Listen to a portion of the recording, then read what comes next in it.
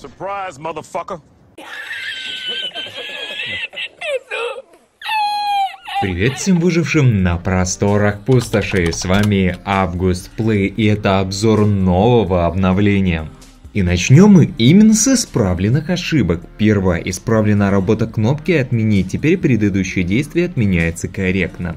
Исправлено количество очков мощности у модуля Ампер, теперь у Ампера столько же очков мощности, сколько и у других пассивных модулей эпической редкости. Третье, исправлена ошибка у колес баги и колес быстрый круг, которая могла приводить к превышению критической массы без превышения грузоподъемности. Исправлен ряд ошибок на карте авианосцы. В частности, теперь полигоны на карте стали более ровными и колеса не проваливаются сквозь песок и асфальт. Также о более приятных новостях, а именно поступило расширение рынка и добавили достаточно интересные предметы, среди которых будет колесо-заточка, кабина Гарпия, дробовик Булава, турель Терра Анаконда, огнемет Горыныч, кабина Грифон. Помимо этого добавили новые культяпкоходы МУЛ-200. Но об этом попозже. Данные лапы можно получить с набора Нанто.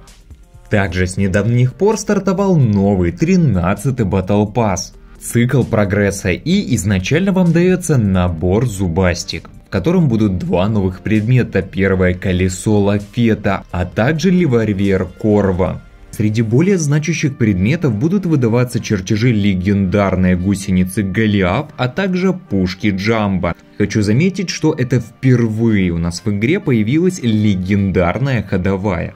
Тоже получат игроки, которые не купят Battle Pass. Первое — это легендарная гусеница Голиаф, а также револьвер Корва. А награды за топ-лист по Battle Pass'у уже совсем не такие. Я так понимаю, что и дальше они оружие добавлять сюда не будут. Разберем все предметы чуть более подробно. Первое — колесо Лафета отражает 80% урона от активного контактного оружия. Следом идет револьвер Корба. Стрельба ведется залпами разной длины. Первый залп состоит из 3 выстрелов, второй из 2 и третий одного. Первый залп наносит 200 урона по конструкционным деталям, второй 200% урона по оружию и третий 300 урона по кабине. Следом легендарная пушка Джамбо. Каждый снаряд, попавший по противнику, нагревает задетые детали и накладывает бонус усиления. Увеличивает сопротивление урону на 1% в течение 16 секунд. Эффект суммируется до 16 раз. Джамбо обладает нестандартным снарядом и стреляет дробью, как дробовики, поэтому оптимальная дальность будет средней. Птур Кларнет — это новая кожаная флейта твоего тиммейта, которая каждый раз будет руинить тебе катки.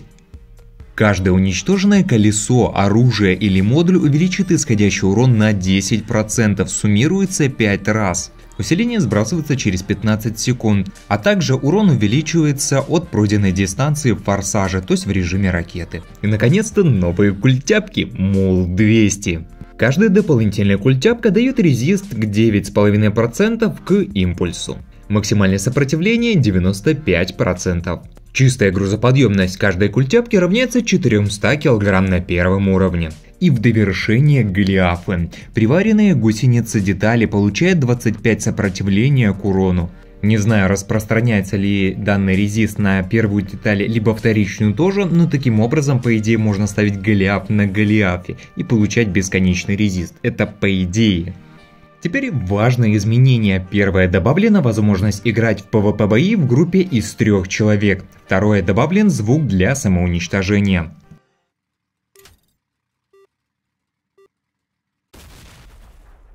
Изменен баланс легких и тяжелых кабин. Все легкие кабины получали от 200 до 300 единиц грузоподъемности. Все тяжелые кабины стали на 15-20% мощнее. Дробовик Булава перенесен в категорию однозарядных дробовиков. Теперь на него распространяется эффект модуля боезапаса для дробовиков. Количество слотов для сохранения чертежей увеличено с 12 до 20, а также из ротации убрана карта шоссе 11 с 2 точками захвата. И так как здесь информация разгруппирована немного по-другому, теперь поговорим уже о всех предметах, которые добавили в игру, еще более подробно и наглядно посмотрим, как они себя ведут в бою. И начнем мы с птур-флейты. Это интересная, очень веселая штука, которая позволяет буквально с первых секунд закинуть врагу на респаун. Из минусов данного оружия могу подметить небольшую сложность прицеливания, так как вам придется управлять ракетой так же само, как и своим крафтом, то есть левым джойстиком. Всему этому ракета обладает высокой чувствительностью в управлении, а также малым радиусом разворота. И выходит, что вы не сможете выкрутить ракету полноценно, вам изначально надо будет поворачивать крафт в ту сторону, где будет противник. Сделать верхострельный птур у вас не получится, так как оружие не может поворачиваться и всегда смотрит только вперед. А если вы сделаете достаточно сильный угол на вашем крафте, то ракета банально не сможет довернуть. В рандоме и на низких омах данное оружие чувствует себя достаточно приятно и играть достаточно весело и задорно. Ну а на высоких омах вам банально не будет хватать урона, так как в основном урон набирается во время самого полета. Чем он длиннее, тем выше урон. А также в ближнем бою вы практически бесполезны. Вы можете пытаться стрелять, но это очень сложно. Что касается КВ, то оружие бы зашло только в рамках режима 6 на 6, в режиме 4 на 4 ей места нет. Теперь же легендарная пушка Джамбо. Это совершенно нестандартное оружие, так как я бы не назвал бы его даже полноценной пушкой. Это что-то наподобие дроби, которая просто будет разогревать крафт противника и при этом наносить неплохой урон. Особенно это ощущается, когда вы стреляете по ходовой противника. Оружие неплохо себя показывает самостоятельно в рандоме, но я бы предпочитал на нем играть именно в команде, либо же на клановых битвах, там-то им точно место будет. Поскольку это просто восхитительный саппорт, который с одного выстрела может разогреть весь крафт противника. Джамбо можно использовать на различных кабинах, но я бы отдал предпочтение именно кабине дальнобой, так как она обладает снарядами как утошнители. Их очень много и они имеют свой взрывной урон. Использовать данное оружие именно на колесной технике вряд ли выйдет, так как Джамбо является очень большим.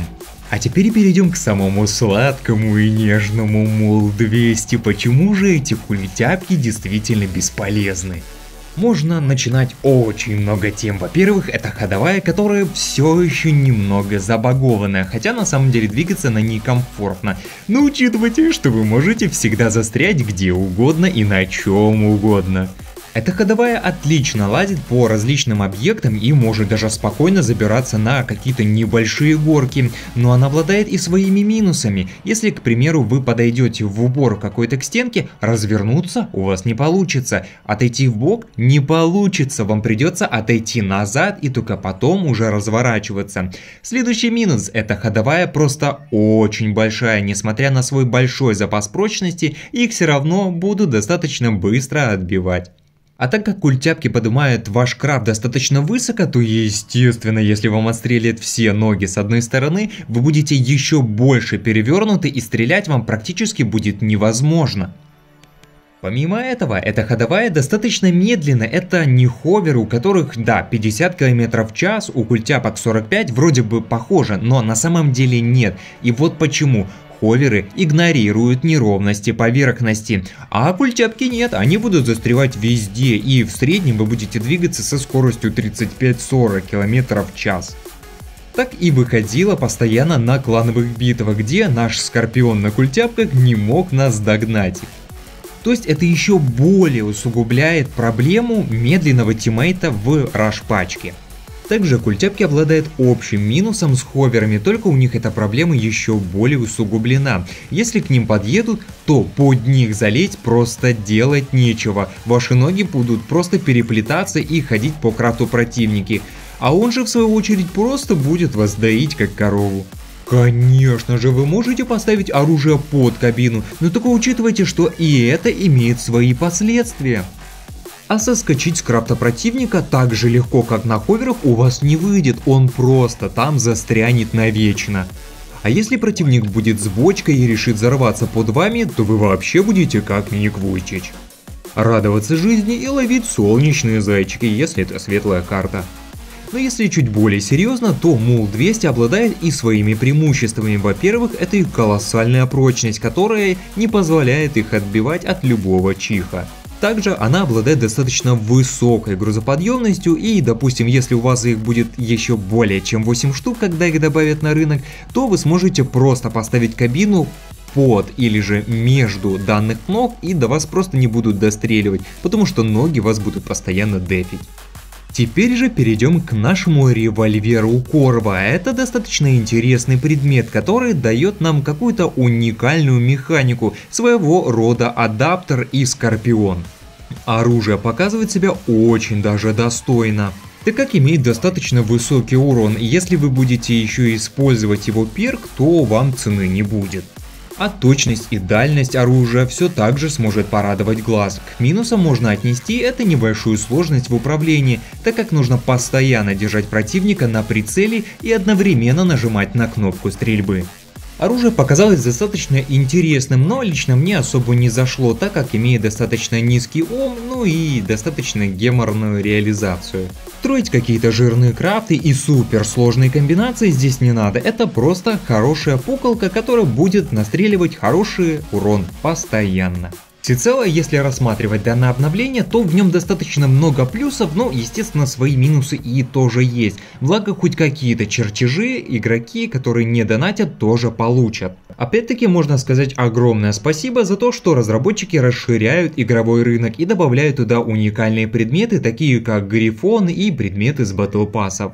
Это же, конечно, чистит их карму, но не отменяет того факта, что фри-то-плей игроки все так же будут вечность копить на те же самые легендарки, в особенности на Грифон, который будет постоянно дорожать, так же как Квант, как Пульсар, который уже перевалил за цену в 25 тысяч золота. И ситуация как со шнеками не произойдет, поскольку пульсары это действительно необходимый предмет для крафта скорпионов, который все так же считается имбой. То есть им придется добавлять какие-то новые способы получения данных предметов, потому что постоянно делать донатные наборы, но это не выход из ситуации и будет показывать игру не в самом лучшем свете, хотя это является тоже регуляцией рынка, пускай и искусственно. В дальнейшем опять-таки на каждое из этого оружия я буду делать отдельный обзор, единственное, что для этого нужно время, поэтому надо немножко потерпеть. И под финалочку я вам сделал небольшую компиляцию, подборочку того, как я летал на Птуре и попадал в противников, ну иногда и не попадал. Но штука крайне интересная, и если у вас нету лишних денег, то я бы не рекомендовал покупать, а подождать, пока она появится на рынке и уже прикупить ее там. Лично я обязательно ее буду покупать, но, к сожалению, денег на набор у меня нету. И на этом я вас оставляю с подборкой. С вами был, как обычно, Август Плей, и до скорой встречи на просторах пустошей.